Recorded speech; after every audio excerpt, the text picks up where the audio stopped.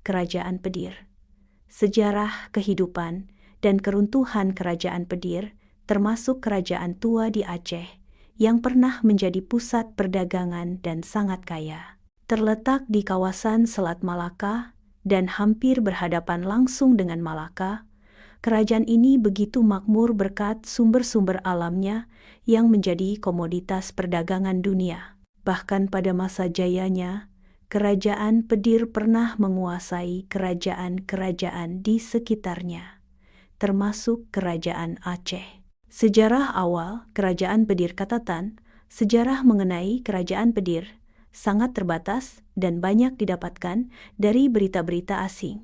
Berita-berita asing pun menyebut kerajaan ini dengan sejumlah nama berbeda, seperti Poli, China, dan PDA, Portugis.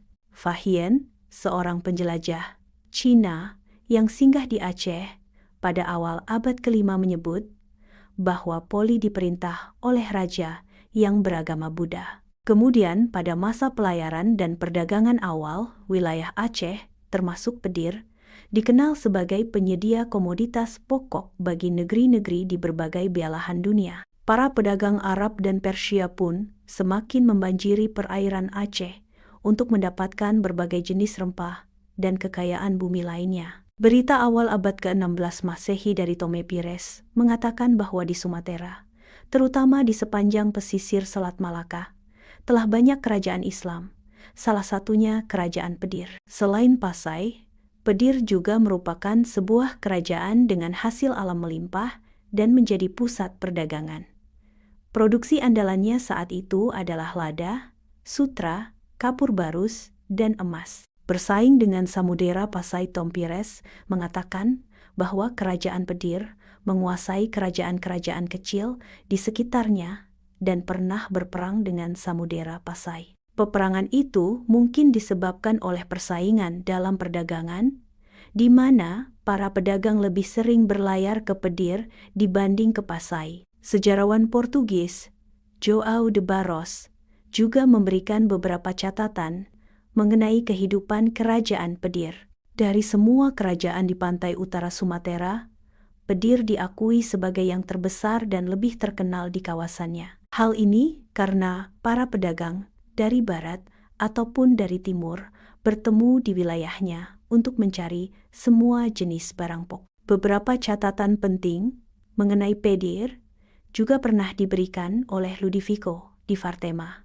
seorang pengembara Italia. Saat singgah di Pedir pada awal abad ke-19, Vartema melihat 8-20 kapal bermuatan lada dengan tujuan China setiap tahunnya berangkat dari kerajaan ini. Bahkan karena bisnis dagangnya sangat ramai, pada salah satu jalannya terdapat 500 tempat penukaran uang yang dicetak dari emas, perak, dan timah. Selain takjub dengan administrasi peradilan di Pedir yang ketat, Vartema juga mengagumi kemampuan penduduknya dalam membuat kembang api. Runtuhnya Kerajaan Pedir.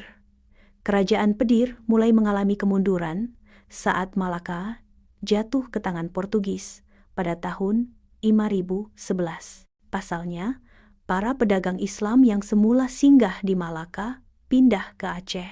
Bahkan pedagang India tidak lagi singgah di Malaka karena Portugis memungut bea cukai yang tinggi dan menjalankan monopoli. Dampaknya, pelayaran dan perdagangan di Pedir semakin sepi karena para pedagang beralih ke Aceh. Pendiri sekaligus raja pertama Kesultanan Aceh, Sultan Ali Muhayyad Shah atau Sultan Ibrahim, berhasil membawa kerajaannya menjadi besar dan kuat. Di bawah Sultan Ali Muhayyad Shah pula, Aceh mampu menghimpun kekuatan dan melepaskan diri dari Kerajaan Pedir pada tahun 1520.